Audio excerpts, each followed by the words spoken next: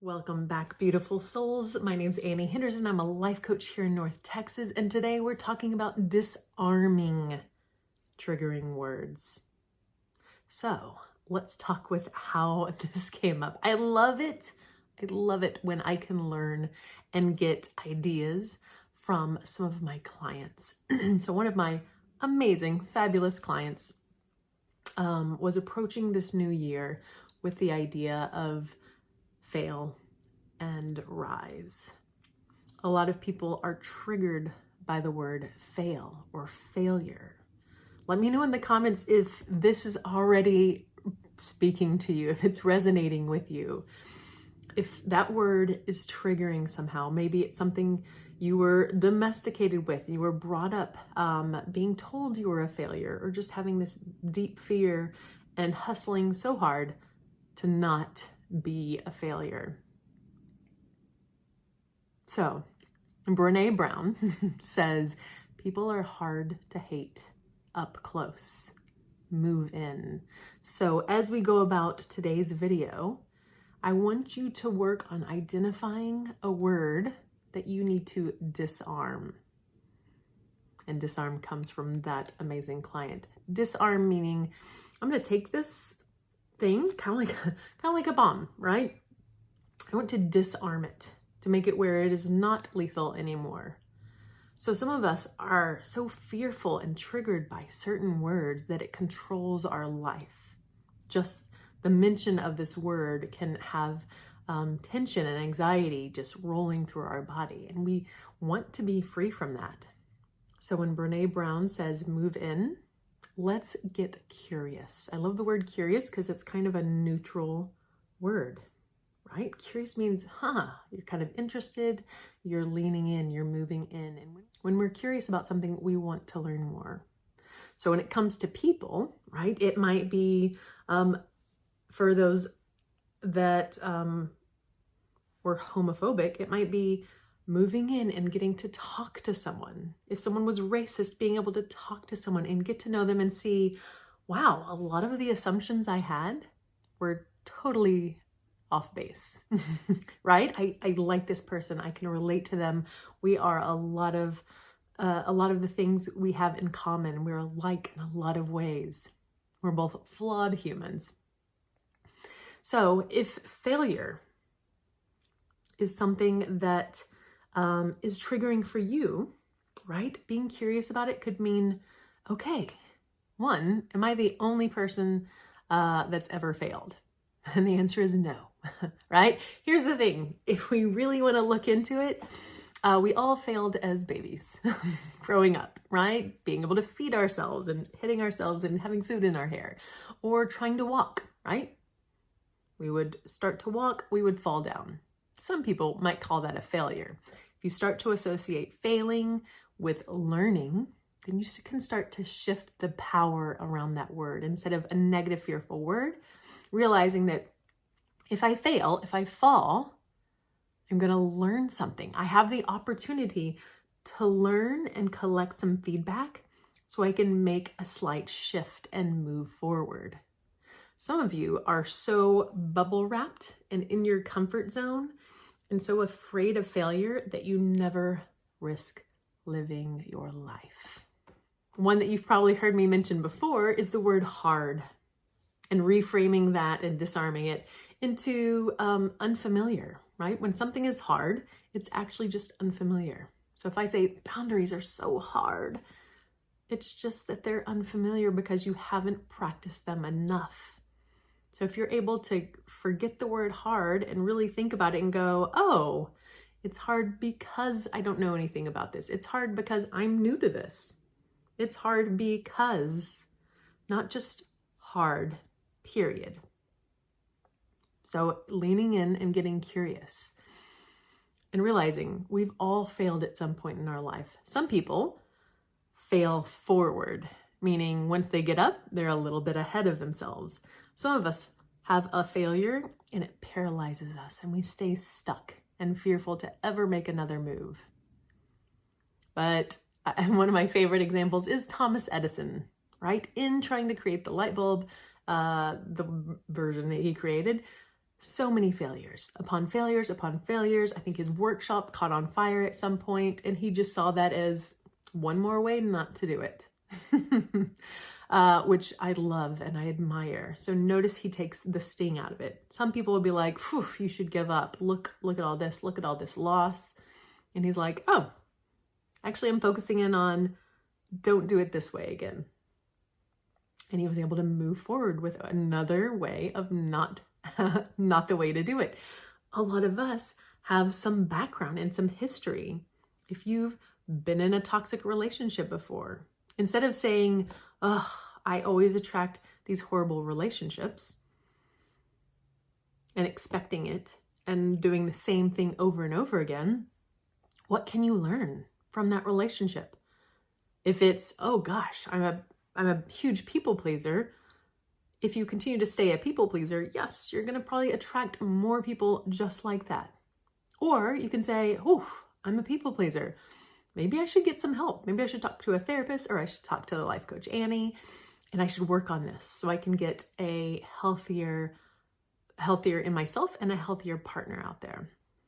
So being able to use our past to show us red flags, right? If we experienced it once, hopefully we don't have to experience again, but that's only if we're willing to learn the lesson, which means, yes, that person might have been toxic, or maybe it was just the combination was a little toxic, but also looking inward instead of just saying, "Oof, that person, I'm going to go and do the same thing with this next person," going, "Okay, that was rough. What do I need to know moving forward?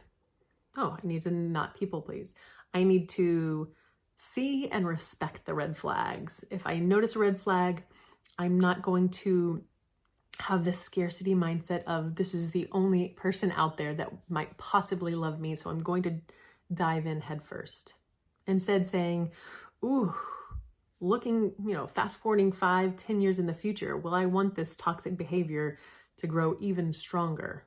No, thank you." So that's part of learning the lesson so we can fail and move forward, fail and rise. So other words that let's start to disarm and take the sting away from them. Divorce, right? There used to be so much stigma around divorce. Now facts are over 50% of people have been divorced. Some of them many times. Some people I know have this huge fear and this guilt and this shame around it because of that word. And, luckily as we're growing up and these, my generation and the ones after us, they're used to it and can recognize and see that you can get divorced and move on and live a happy life. But some of the older generations feel like it's a life sentence. It's the most shameful, horrible thing. And it affects their own worthiness. And that's not the case. So one reframe of divorce is conscious uncoupling. Right? And that version of it, right? It's the same thing, but that version has more to do with, we don't have to point fingers, right? That doesn't actually do much. Can we just move on? Can we want each other to be happy? And I know certain situations, certain divorces are happening for different reasons, like abuse or whatever it happens to be. But if you're not in one of those extreme cases, just realizing, what, we have both grown, which is a great thing. But together is not what's going to be the best for us. I want you to be happy, and I hope you want me to be happy. And let's move forward now in this way without it being some horrible, tragic thing. It can be beautiful. You can support each other as you go separate ways. So divorce is something, right? The legal term, so that you can have your life and you can make better decisions going forward. So notice if this is a trigger word for you. Hopefully, as we're going through this, and you can always watch this again, you're writing down a list of words that tend to trigger you. For some people, it's the word perfect. A lot of perfectionists out there, and noticing how that's holding you back. As an entrepreneur, if you're looking for perfection, you're going to stall out your growth and your success because there are so many things out there that are imperfect. Think about even our phones or cars out there that have recalls or updates, right? They're doing it just good enough to put it out there and make money. If I had stalled out on becoming the perfect life coach, I would not be here. If I stalled out on making the perfect video, you would not be watching this right now. But my hope is, by putting myself out there as imperfect, that we can all help and grow and learn from each other. I hope that you can learn from my mistakes and to grow and to choose better and more intentional every time. And one more word is broken. And I say one more word. You might have a long list of words that are triggering. Maybe it's worthy, or the phrase, I am worthy. Check it out right now. See if you can say that out loud. And if you can't, there's some stuff there. So try journaling about it. And if you need help, sign up for a consultation call. Go to anniemhenderson.com and let's have a talk together. I would love to help you work through disarming a lot of these words that are zapping your energy. Sapping your energy. I had to learn that. Failure, check. I'm continuing on.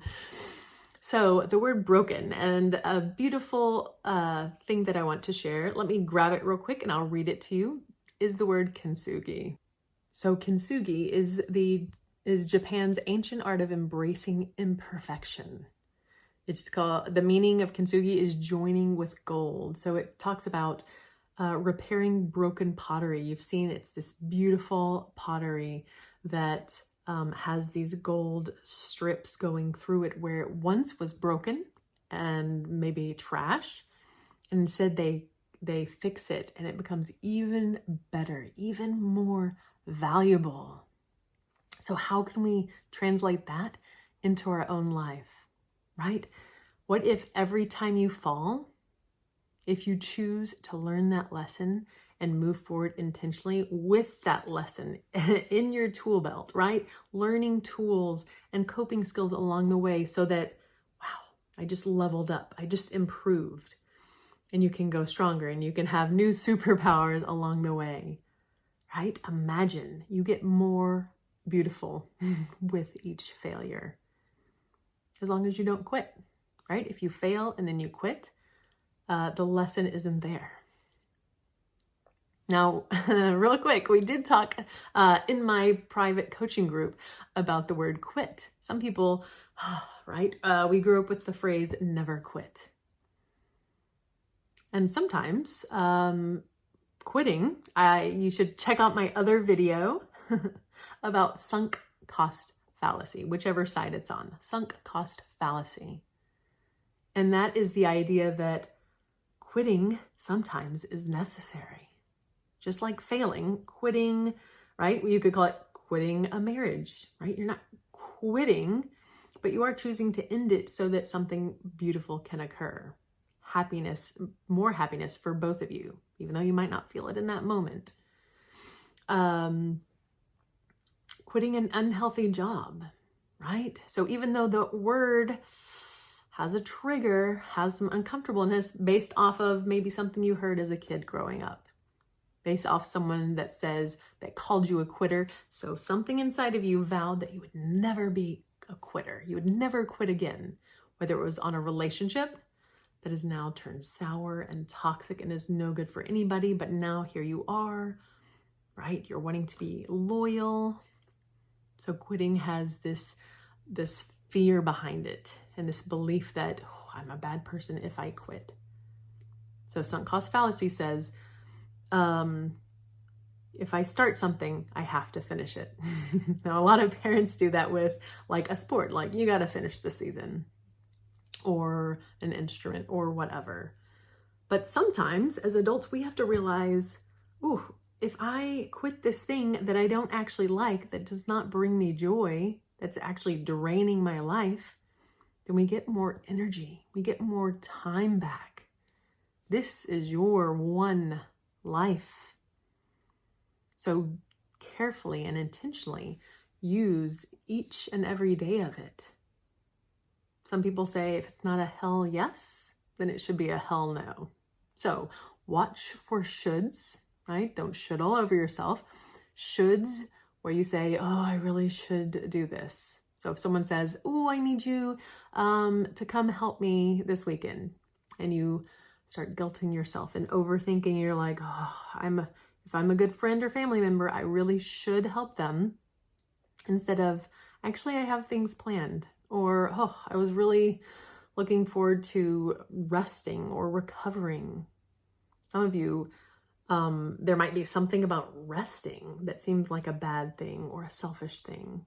So sometimes it's actually a positive sounding word that we need to translate and realize that rest is necessary.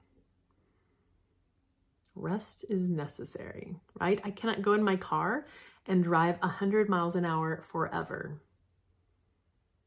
The wheels, the gas, all of the things that will need maintenance.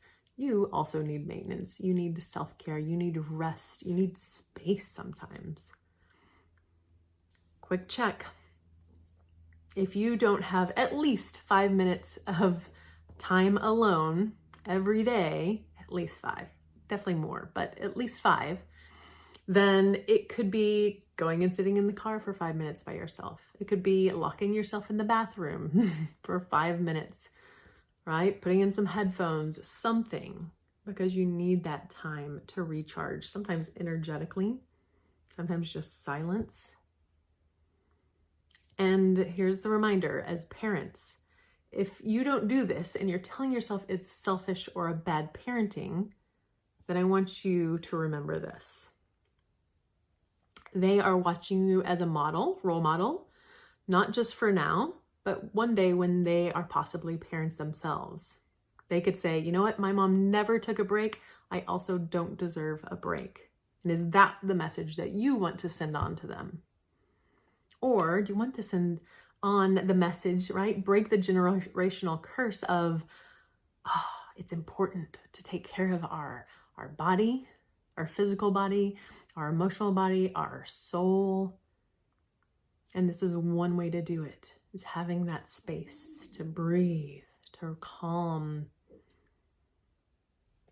I hope this was helpful. Let me know in the comments something that you took from this. If you want to share a word or two that you are needing to disarm, if you're having a word that you're going to reframe to make it less intense, share it in the comments so I can cheer you on. I am rooting for you.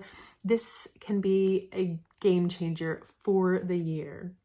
If you can be aware and identify some words that are having this control over you, you can identify this now and kind of put it in your awareness so that going forward, you can create a new relationship with this word. It will so be worth it. Come back next week. Join us Monday, 3:30 p.m. Central, when this will be live, the next one. And we will continue. Next week, we'll be talking about self-sabotage. Whew. Let me know in the comments if you have future suggestions of new videos. Take care, and I hope to see you also over on TikTok, 3 p.m. Central. And if you want to sign up for a consultation call, go to AnnieMHenderson.com. Giant hugs. Take care of yourself. You are worthy.